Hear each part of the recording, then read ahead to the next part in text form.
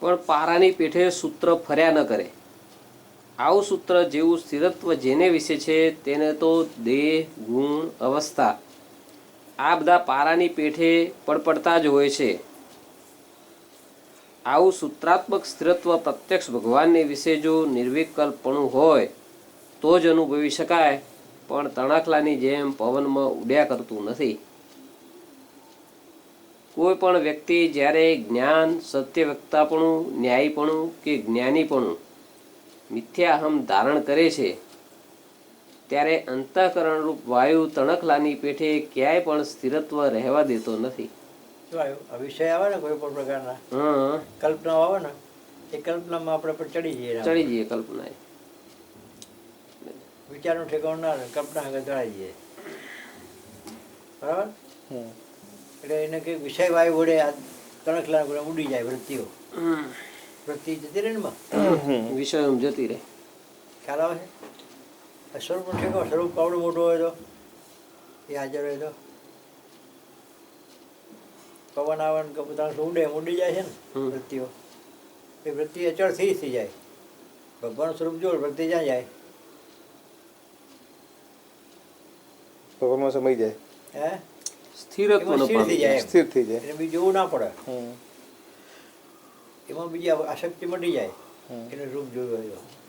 હવે એ જોયું નથી એટલે વિષય ગમે છે. એટલે જે વિષય આવે એમાં આપણે ઉડવા માંડીએ છીએ. આ હારું, આ હારું, આ હારું કરીએ એમ થાય. સમજાય?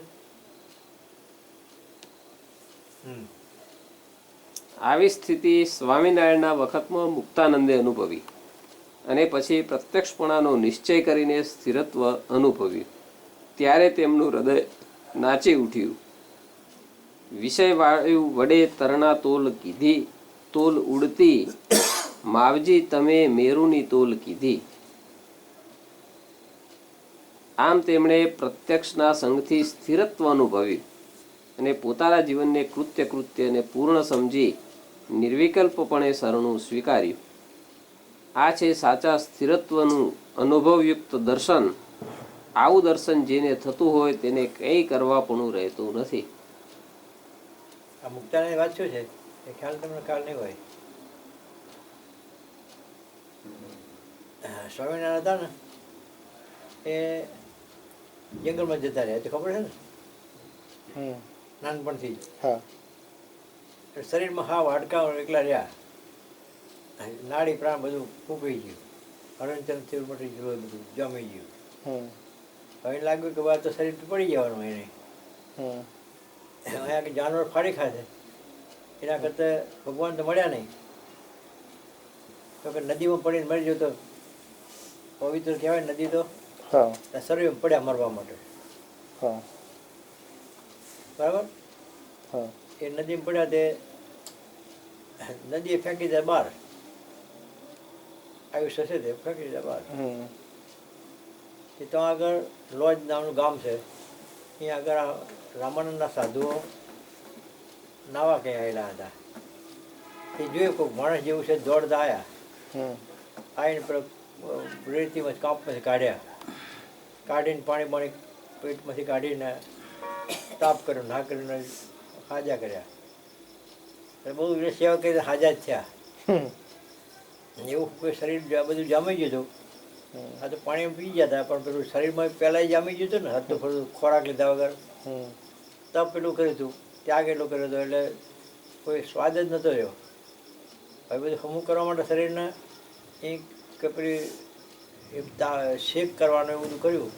જે લોકો જાણતા હોય ને આ ઋષિઓ તો બધા તે કે બકરાની ઢીંડીનો શેક કરી નીચે પાથરે અને ઉપર ખાટલો પાથરે.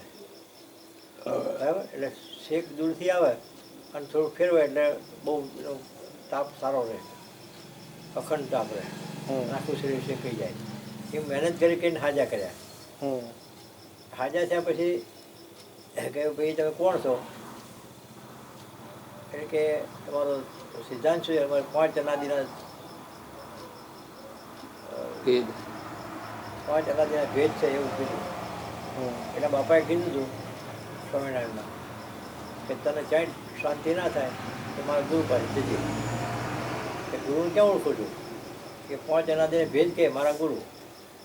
આ પૂછ્યું એટલે 5 અનાદિને ભેદ કીધા પેલા સાધુઓએ. તો કે મારે આ કે મારા ગુરુ પાસે જવું છે. બીજે શાંતિ ના મળી પણ મારા બાપાએ કીધું તો એમનો ટ્રાય લઈ લઈએ આપણે. હવે એ કચ્છમાં જ હતા જ્યાં કે મારા ગુરુને મળવું છે. હવે મરવા જોતો એટલે બીજી આશા તો તેની સંસારની ભગવાન મળવા સિવાય એ જ્ઞાન જ અનુભવ જ જોતો હતો. આપણી કોઈ એમ સંસારમાં બધો રાગે રહેતા હોય એટલે વાર લાગે છે આપણને. એને તો એટલું જ જોતું હતું. બરોબર, એટલી જ વાર લાગે.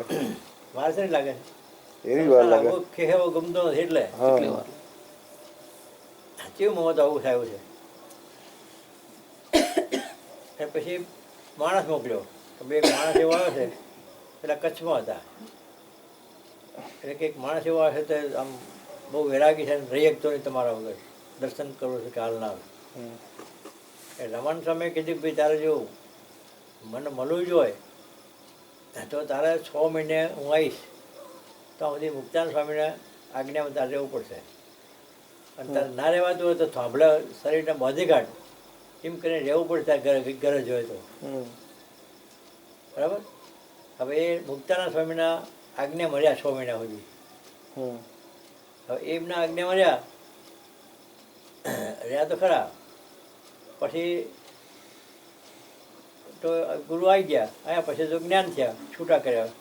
પછી તો મહારાજની પાસે ગયા ને રામાનંદ સ્વામી જોડે. એમના જ્ઞાન કરતાં કરતાં એવું લાગ્યું કે સાચો અનુભવ તો આના આગળ છે સ્વામિનારાયણ જોડે. અમે તો બધા બુદ્ધિથી વાત કરીએ છીએ. આના આગળ તો વિશેષ વાત અનુભવની વાત આવે છે. એટલે એને ગાદીપતિ સ્થાપ્યા સ્વામિનારાયણને. મુક્તાનંદ ના સ્થાપ્યા. જૂના એ હતા, વડીલે હતા. શાસ્ત્ર જ્ઞાન બધું એમની પાસે હતું. અને એ રામાનંદ સ્વામી પછીનો ચાર્જ એમના હાથમાં આવતો હતો. તો પદ અમને હાલ્યું, ગુરુ પદ અમને, આચાર્ય પદ અમને હાલ્યું. બરાબર. આપ્યા પછી એને કીધું ભાઈ અમારી આજ્ઞામાં જે રહેવું હોય અમારા ભેગા રહો. તો અમને આજ્ઞામાં રહેવું પડે. તો રહ્યા તો ખરા. આજ્ઞામાં રહે એટલે એમને ભગવાન બધા માનતા હતા પણ આ નહોતા માની શકતા કે હું મારાથી હું શીખવાડતો હતો કાલનું પડતો. અને એ કદાચ જ્ઞાની કહીએ કે હોશિયાર કહીએ કે બરાબર પણ ભગવાનથી જ માની શકે. બરાબર. અંદર મનાતું નહોતું. આપણે ભેગા છીએ હું તો કોઈ ભગવાન છે તો માની શકો, જ્ઞાની માની શકો, ભગવાનથી જ માની શકો. જ્યાં સુધી આપણામાં અજ્ઞાન હોય ત્યાં સુધી માણસને જ્ઞાની માની શકાય. આપણામાં જ્ઞાન આવે પછી આપણે સત્પુરુષ માની શકાય. આપણું ઉપરું સ્ટેજ તો થાય ને. સત્પુરુષ પણ તમારા પાસે આવે, આત્મા પણ સિદ્ધ થાય તમારા તો ભગવાન માની શકો, ઓળખી શકો. તો ના ઓળખાય. સમજાય છે? બરોબર. એ ભાઈ ભગવાન હોય તો ના ઓળખી શકો તમે. તે માણસ જુઓ તે સિવાય ઓળખાય નહીં. અનુભવ છે આ વગર. એટલે આને નહોતા માની શકતા. પછી આખી જિંદગી જઈ આમાં નમાં. મરવાનો થોડોક સમય બાકી રહ્યો, મહિનો 2 મહિના એમ કહેવાય છે. પછી એમ થયું કે મારા ભગવાનમાં અધૂરું રહેશે. બધા ભગવાન કહે છે અને મારો સાક્ષી એ કબૂલ કરે કે ભગવાનની વાણી છે આમાં. પણ બુદ્ધિ નકારતી હતી. એ બુદ્ધિથી સમજણથી વિવેકથી જોયું અને ભગવાન સ્વીકાર કર્યો એટલે વૃત્તિઓ તે સ્થિર થઈ જાય, ભગવાનમાં સ્થિર થઈ જાય. દર્શન થાય ભગવાનનું. હું તમારા ભગવાન જવું તો પછી મારે બીજી જોવાનું મન થાય. પણ તમે દેહને જોવો તો માણસ લાગો, તમારે બુદ્ધિને જોવું તો જ્ઞાની દેખાવો, આ સ્વરૂપને જોવું તો ભગવાન દેખાવો. સમજાય છે? બરોબર. તમે આ ભાઈ સામે જુઓ તો દેહથી જુઓ ને આ બારને આખી મનુષ્ય ભાવથી તો માણસ દેખાય. બહુ તો નામથી દેખાય કે પહેલાં જ ભાઈ એમ કહો. પછી તમારા બુદ્ધિથી જુઓ તો કે સત્સંગી સિમ કહો, જ્ઞાની સિમ કહો. બરાબર. દવાખાનામાં ડૉક્ટર છે એવું કહો. બીજું કહો એમની વિશેષતા હોય તમારી પાસે હોય બીજું કહો. એ તો બુદ્ધિ કહેવાય. અને સ્વરૂપથી જુઓ તો દેહ ના દેખાય ને આત્મા દેખાય, તો ભગવાન દેખાય. ખ્યાલ આવ્યો? બરાબર. કઈ દ્રષ્ટિ તમે જુઓ છો એના પર આધાર રહ્યો. મેળ બે છે, આપણે કઈ દ્રષ્ટિ જોઈએ છે એના પર આધાર રહ્યો. તો આપણે અહીં આવીએ છીએ, આપણે અહીં બેસીએ છીએ ને, તો અમને આપણે અજ્ઞાની કહેવાતા હોઈએ આપણે કે ભાઈ અમને કોઈ જ્ઞાન ના હોય, આપણે સત્સંગી આપણે છીએ, આપણને ખબર પડે. પણ લોકો એવી દ્રષ્ટિ જ જુએ છે, આપણને મનુષ્ય ભાવથી નહીં જોતા. આપણને મનુષ્ય ભાવ જોતા નથી. મનુષ્ય ભાવ જો આટલો આગ્રહ આટલો પ્રેમ ના બતાવે ભાઈ, બરોબર.